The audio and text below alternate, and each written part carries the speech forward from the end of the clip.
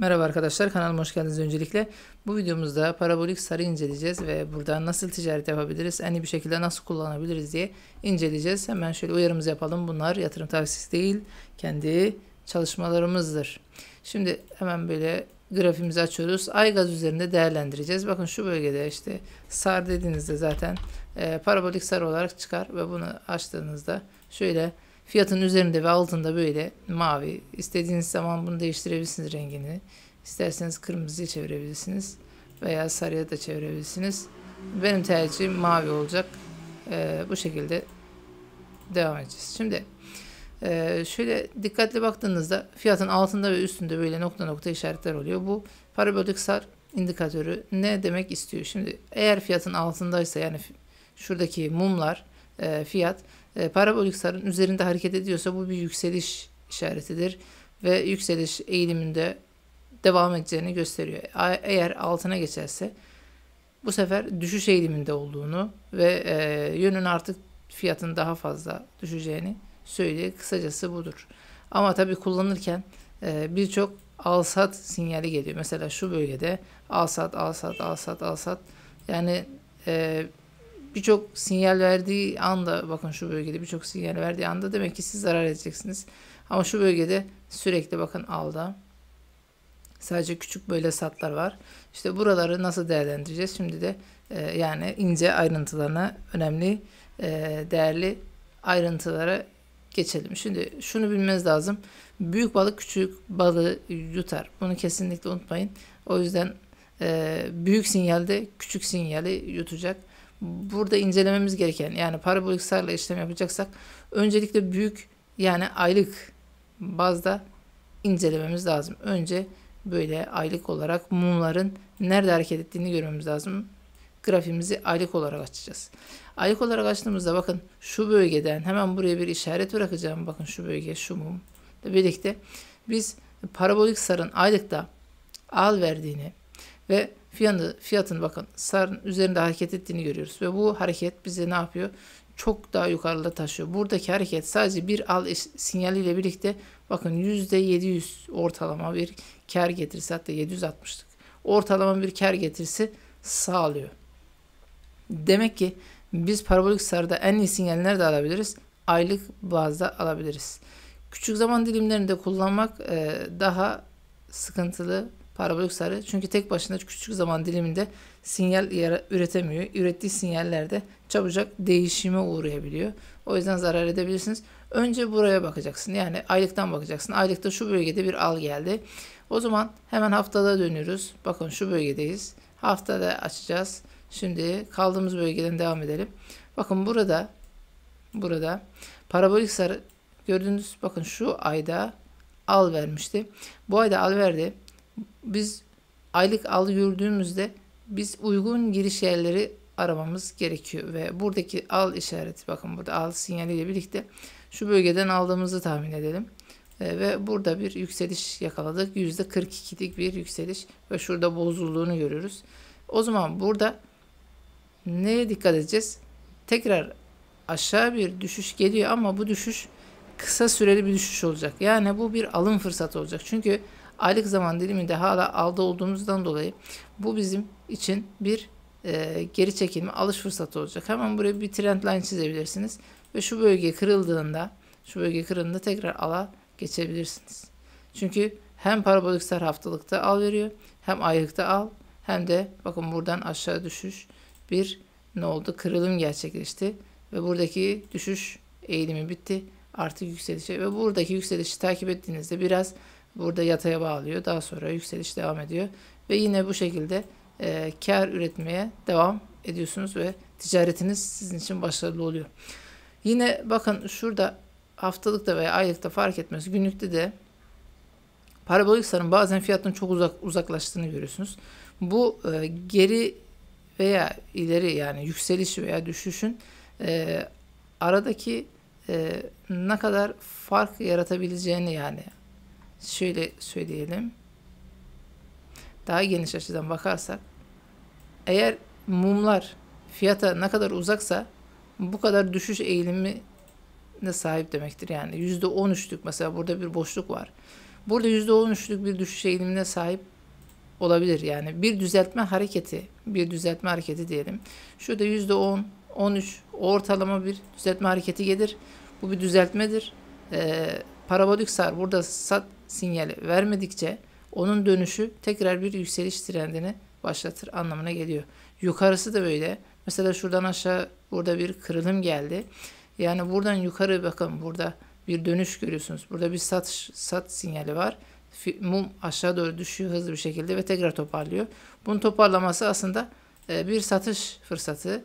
Tekrar buraya yükseldiğinde yani %50'lik bir potansiyel taşıyor. Çok ciddi bir potansiyel taşıyor. Şöyle bir tabii aylıkta bakıyoruz bunlara. Böyle bir yükseliş geldiğinde tabii ki hemen satacaksın. Neden? Çünkü bakın satta mumlar parabolik sarının altında üretmeye bakın. Mum üretmeye devam ediyor. Burada kaldıkça yukarı gidişler hep bir satış fırsatı olacak. Sonra fiyat ne olmuş? Sonra fiyat tekrardan aşağı doğru düşmeye devam etmiş. Çünkü burası bir düşüş eğiliminde, düşüş trendinde olan bir bölümdü.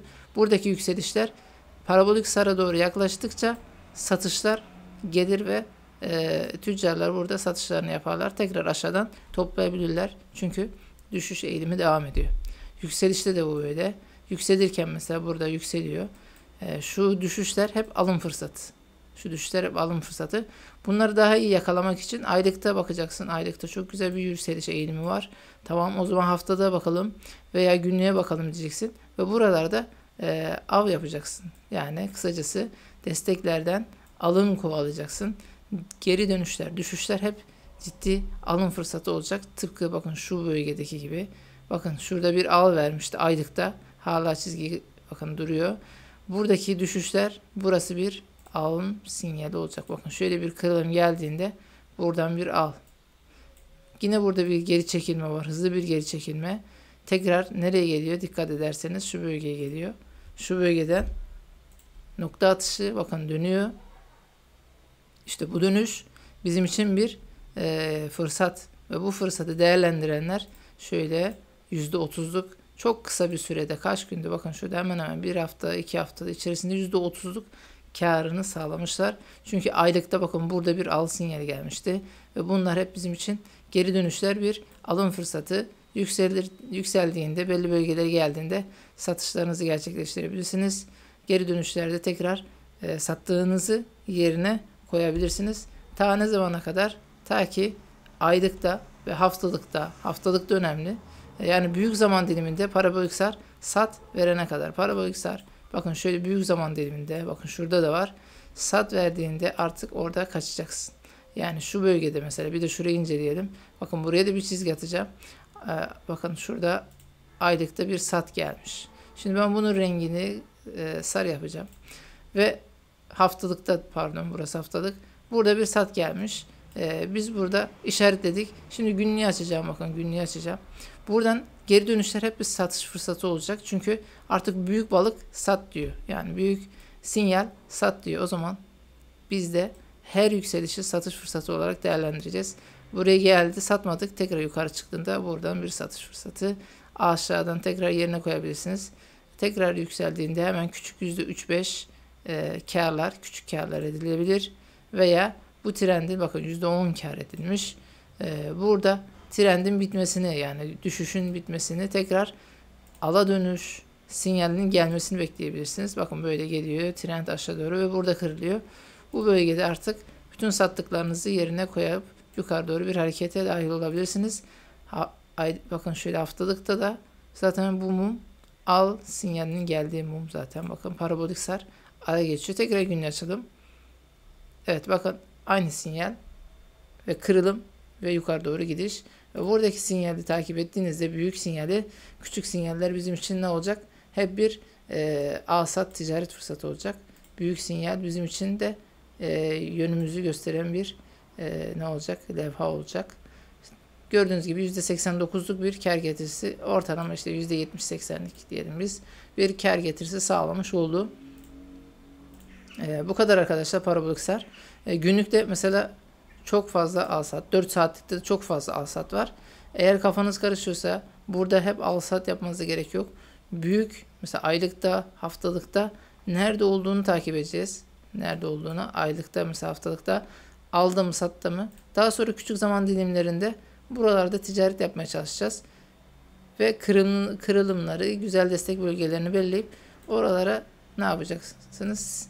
Alarmlar kuracaksınız ve oraya geldiğinde o değerlendirilebilir bölgelerden, desteklerden, dirençlerden alarmları çalıştığında ticaret yapacaksınız. Şu bölgeye mesela bakalım. Aylıkta, bakın aylıkta şurası bir yatay bölge.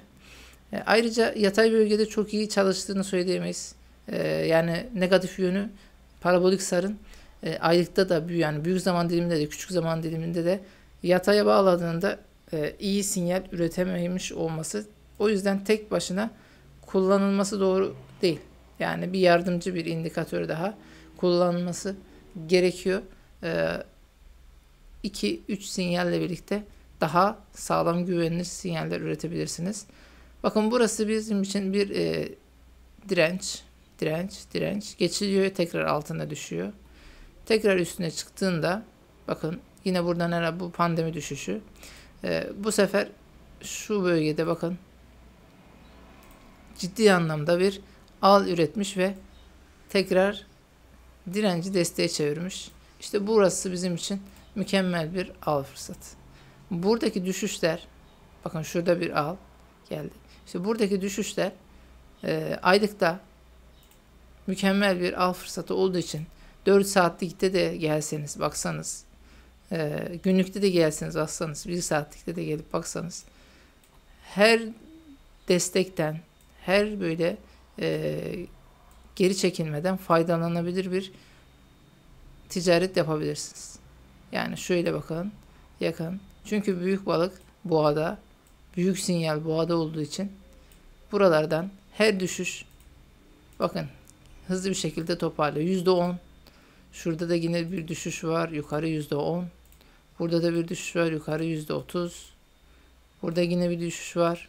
Yani %10, 10, 10, 5, 5, 5, 7, 7 fark etmez. Bu düşüşleri bir alım sinyaline çevirebilirsiniz. Bu şekilde ticaret edebilirsiniz. Her döndüğünde, ala döndüğünde veya böyle bir dikeyi kırdığında, bakın dikey de yapabilirsiniz. Bir trend çizgisi çekebilirsiniz. Büyük sinyal al verdiği için buralardan her kırılımda işlem kovalanabilir ve karla sonuçlanabilir. Çünkü artık burası bir boğa piyasası. Bakın haftalıkta da aylıkta da burası bir boğa piyasası. Ve bu piyasada ne olacak? Her zaman kazanacaksınız boğa piyasasında. Nereden alırsan al, yukarılardan da alsan, aşağılardan da alsan, desteklerden de alsan kazanacaksın. Tabi destekten alırsan daha fazla kazanırsın. Ama eğer destek kırılırsa stop olmak şartıyla bunu da unutmamak gerekiyor. Parabolik sar bu şekilde arkadaşlar.